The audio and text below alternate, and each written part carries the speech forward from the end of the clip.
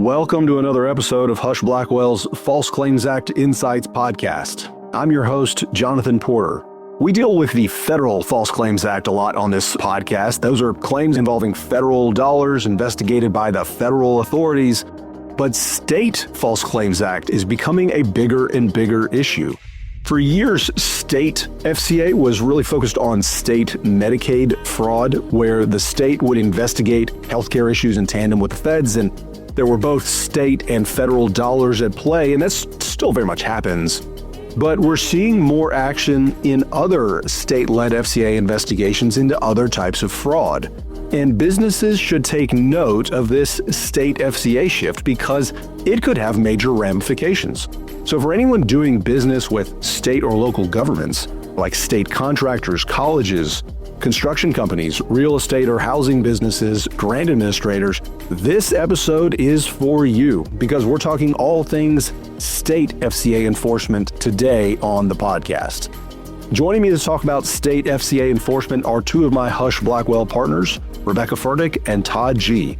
Regular listeners will recognize them both from past episodes. Rebecca from our April Fool's episode last year, where we talked about the very real story of the DOJ attorney who put on a fake mustache to meet an undercover FBI agent to sell an under seal key tam. Rebecca, we got really good feedback on that one. People will remember Todd from our episode last year about working with DOJ, which had the benefit of Todd recording that right after he left DOJ to join this firm. Again, another fan favorite episode.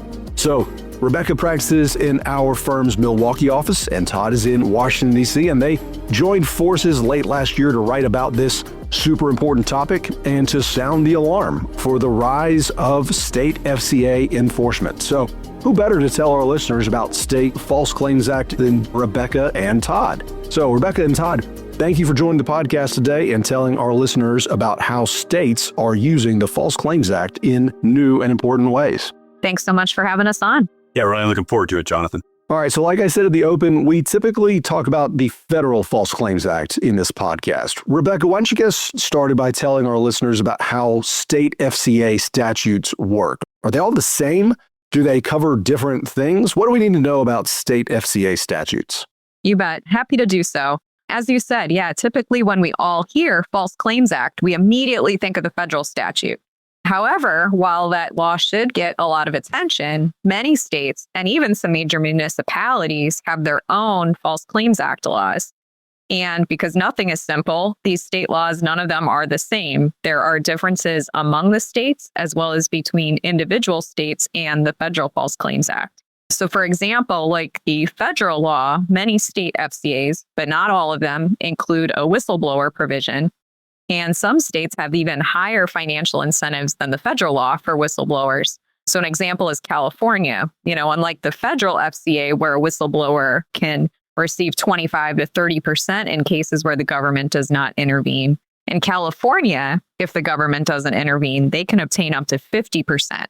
As another example, while the federal FCA does not permit suits for false claims to state governments, several states have laws that do permit suits for claims made to political subdivisions.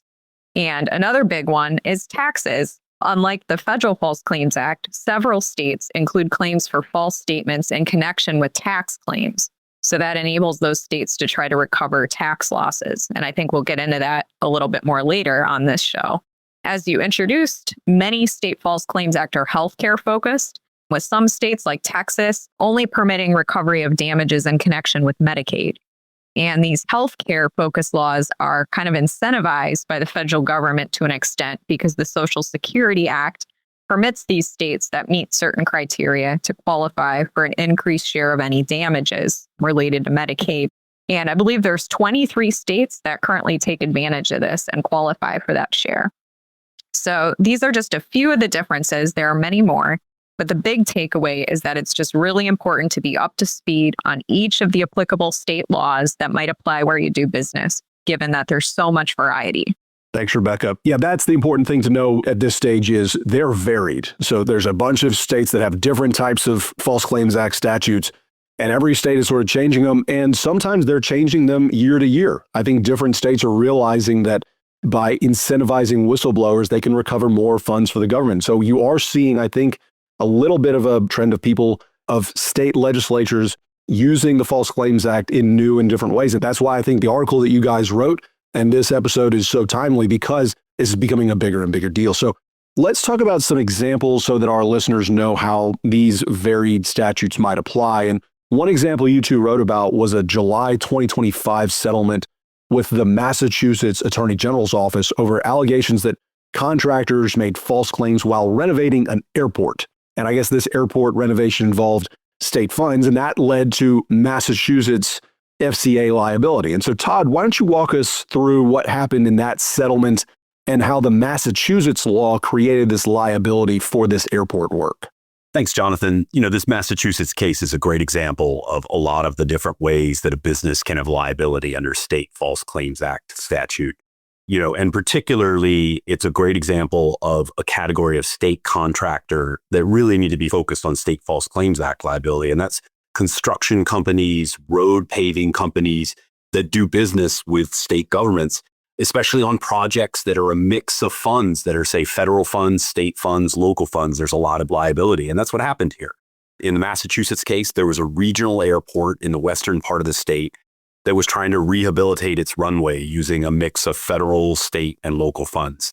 And two companies that were based in other states outside of Massachusetts, an engineering company and a construction company, were hired to do the runway project.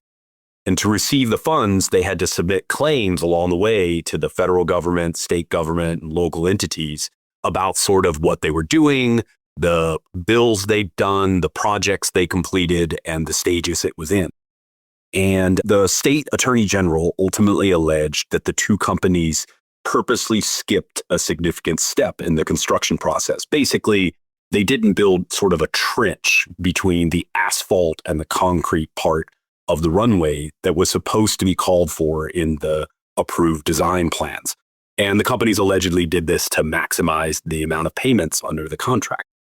So this construction defect ultimately led to water infiltration, crumbling, heaving on the runway that caused problems for airplanes, airport personnel, required a whole bunch of subsequent repairs, need for continued maintenance. There was even a National Guard fighter wing that operated out of the airport that had to relocate for a little while.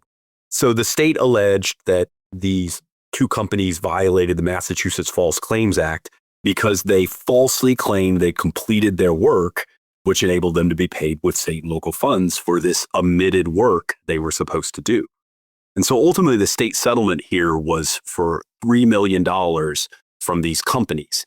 And it's also a good example of a couple other ways that these can interact with other entities. So first off, the actual investigation began as a referral from the U.S. Attorney's Office in Massachusetts.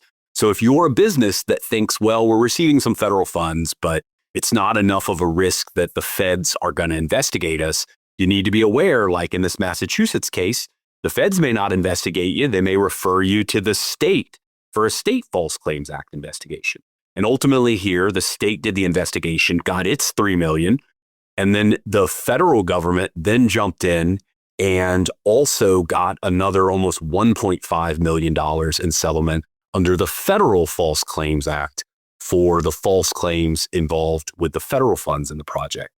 And the case also has another interesting tip to it, which is there was a third defendant company that settled as part of the lawsuit that it had acquired one of the companies that had done the earlier paving work. And so it's a great lesson that if you are doing a merger or an acquisition, your business wants to be sure to do really good due diligence if there's another company you may be buying or merging with that's done past state or local work, because you may be buying successor liability under state False Claims Act statute. So it's a good tip there for mergers and acquisitions.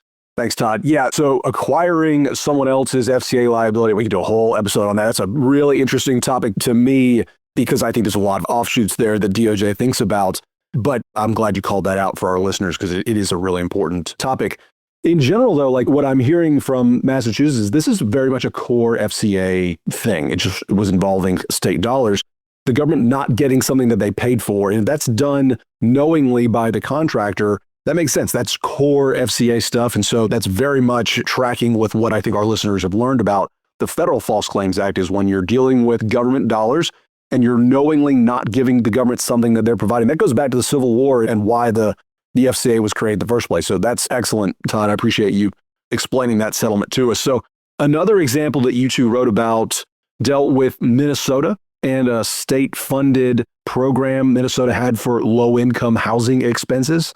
Rebecca, Minnesota fraud has been in the news a lot lately. So tell us about that Minnesota settlement and how Minnesota's False Claims Act law could be used going forward. You bet. It sure has been in the news a lot lately. In that Minnesota case that we wrote about, very recently, the Minnesota AG sued a property management company and its affiliates that own and operate several rental properties throughout the state. And there, the AG alleged that the companies violated the Minnesota False Claims Act by submitting over $250,000 worth of false and fraudulent claims to the state housing finance agency. And this was done in connection with a rental assistance program back in 2021 that was assisting some tenants during the COVID-19 pandemic. And there, the Minnesota State False Claims Act allows for treble damages. So the AG is seeking 3 times the amount ultimately collected. So over $750,000 in addition to civil penalties, costs, and fees. So we'll see how that develops. But to back up, the Minnesota False Claims Act has been around for about 15 years and it broadly will punish individuals or entities that submit false or fraudulent claims. And it's not one of the laws that are only Medicaid specific. So it's a little more broad.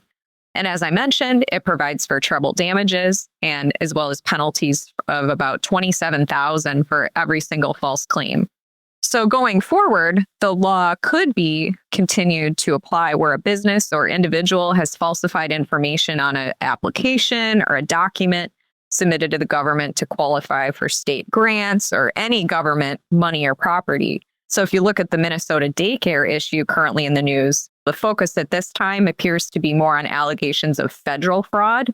However, to the extent that there are specific state level funds at issue in support of childcare or other services, there may be a state level False Claims Act allegation brought either by a whistleblower or the AG's office. So we'll stay tuned on that one. Yeah, for anyone following the news and thinking that Minnesota is a place for tourist fraudsters to go and open up shop and get government funds, just know there is the State False Claims Act that could apply. And so people should know that's a thing. If you're a legitimate business in Minnesota, you should also know that there are these mechanisms for Minnesota to recover funds if you're doing something that's improper. So, Rebecca, thanks for calling out that example. Let's do one last example that interests me in particular because I think this really could boom in future years, and that's state FCA laws premised on tax issues. Todd, the District of Columbia, it's got its own FCA that led to a huge settlement in 2024 over someone misreporting their residency to avoid DC taxes. Tell us about that and how tax issues come up in state FCA in general. Well, I agree with you, Jonathan. This is definitely an area that could really grow in future years as states and try to increase revenue. As Rebecca mentioned, there are some states and the District of Columbia where their State False Claims Act statute enables suits for tax evasion, whether it's income taxes, sales taxes, property taxes, corporate profits, other kinds of taxes. And here is a really interesting case that actually began with a whistleblower lawsuit under the DC False Claims Act statute. And then the DC Attorney General picked it up and launched an independent investigation. And the DC AG, they're actually a local official here in DC who's elected by the residents of the city. And he alleged in a lawsuit under the local DC False Claims Act, which allows claims for tax evasion, that a wealthy Bitcoin investor falsely claimed that he lived in other states in order to avoid paying almost $25 million in DC income taxes. And the DC AG's lawsuit had some really eye-catching details, like that instead of living in these other states, the wealthy investor was allegedly renovating and living in a 7,000 square foot penthouse in Georgetown and docking multiple yachts in the Washington Harbor. I can tell you as a DC resident, a 7,000 square foot penthouse in Georgetown is not cheap. According to the DC AG, as part of this tax avoidance scheme, The individual also involved a software company that he founded and led. For example, company employees allegedly knowingly reported false address information for him on his W-2 forms when company employees actually knew that he was living in DC instead of elsewhere.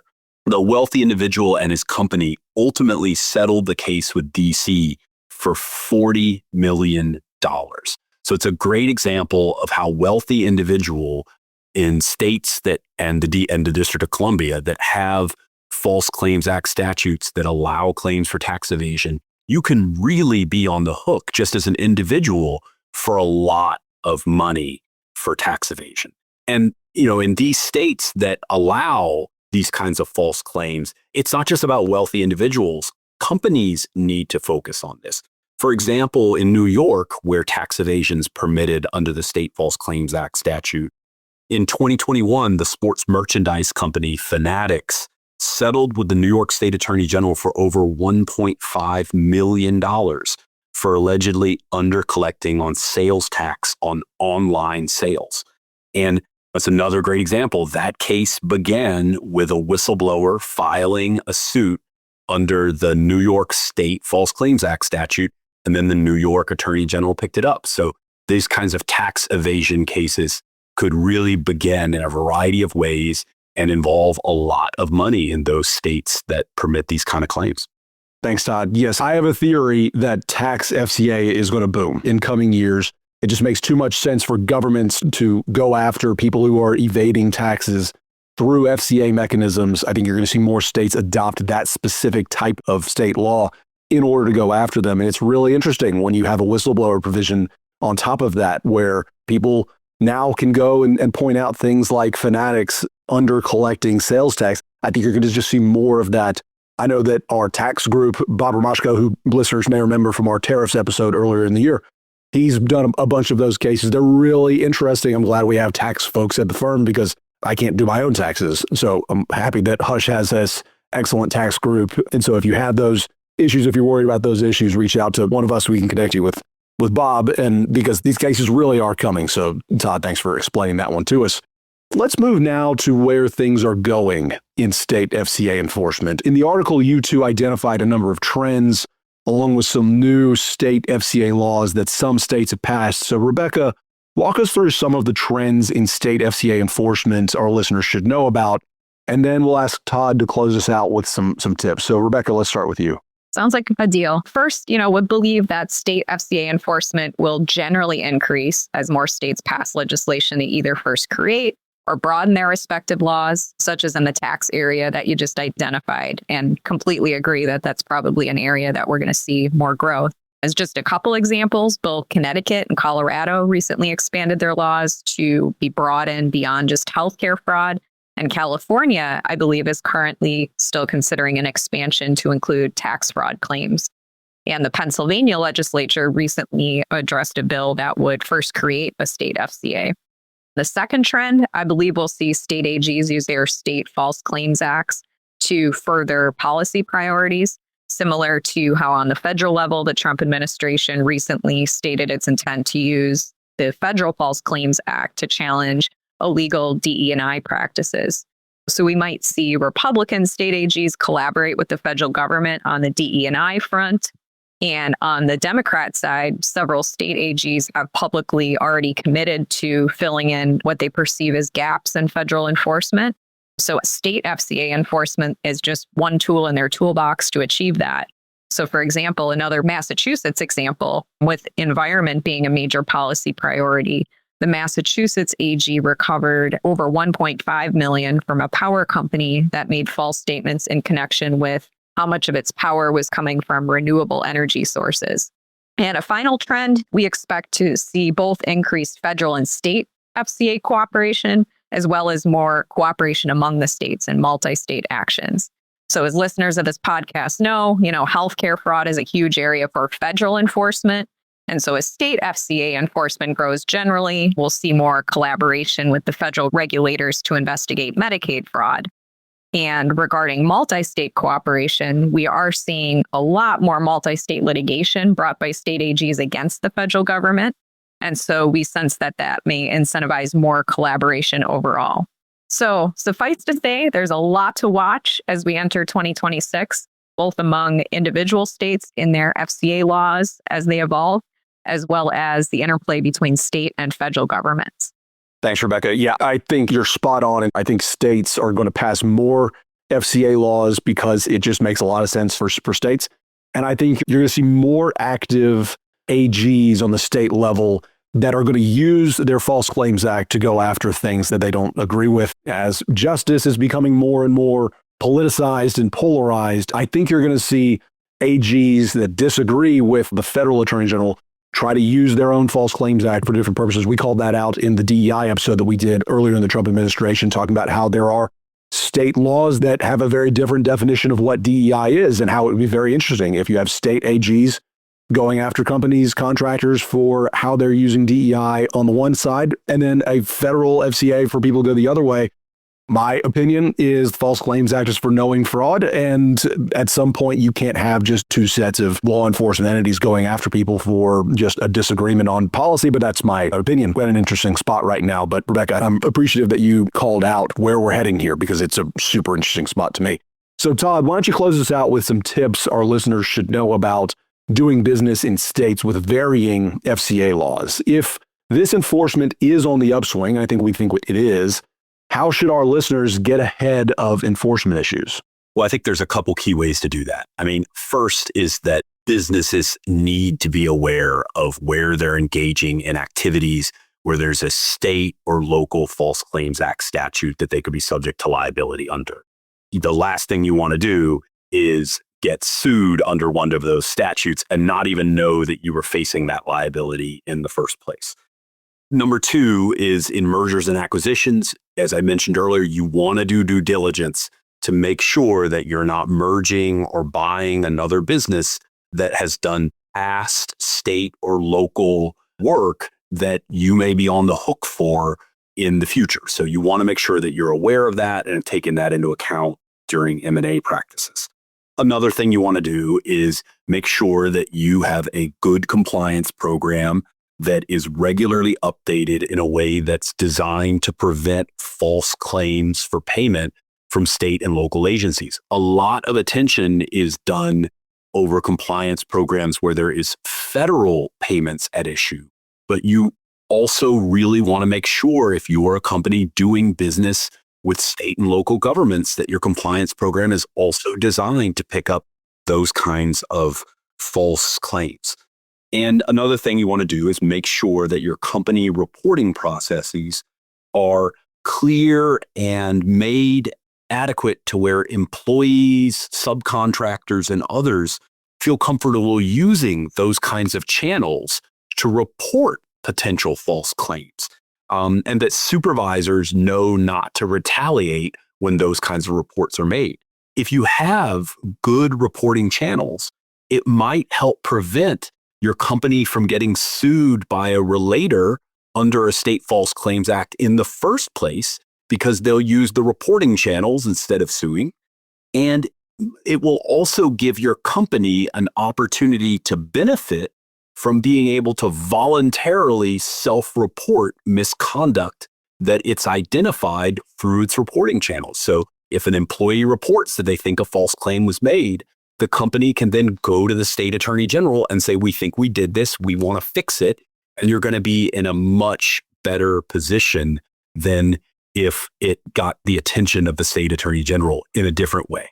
Thanks, Todd. Those are excellent points. Like I said, the False Claims Act, both state and federal, is for knowing fraud. It's for people who do something knowingly wrong. And so having a good internal reporting mechanism where people can voice something to high up authorities and say, I think we're doing something wrong. I think that's the most basic, easy slam dunk of a compliance structure that can keep you out of False Claims Act trouble. So Todd, I'm glad that you ended by suggesting that to our listeners. And Todd, Rebecca, this is a super interesting conversation. I'm thrilled that you two wrote this article, which we'll link to in the show notes, but I'm grateful that you were willing to come on the podcast and share wisdom with our listeners. Thank you both for coming on. Thanks for having us. Thank you. To close, I want to tout our firm's ability to help in this area. So one of the things that's critical is having a firm that knows how to deal with state attorneys general. It's a very different process than dealing with the federal Justice Department. And so our firm has a state AG group that is really active. We've got a lot of really talented people who know how to work with state AGs. Our firm knows a lot of really good state AGs. For listeners of the podcast, you'll remember that our second guest on this episode was Catherine Hanway, who's now Attorney General of Missouri. And so we've got this excellent group that is ready to help when these situations arise. They will arise. And so we're happy to be here and help those who are having state FCA problems. Rebecca and Todd and I and a bunch of other people have really good chops at dealing with state AGs when it comes to state FCA enforcement. And our geography is just natural for dealing with a lot of different states. And so I'm thrilled to practice here at Husch with such great people, smart folks who have the right connections and knowledge as state FCA issues come up. So if you've got one of these issues, reach out to one of us. We're happy to steer you in the right direction. But to our listeners, thanks for listening, and we'll see you next time.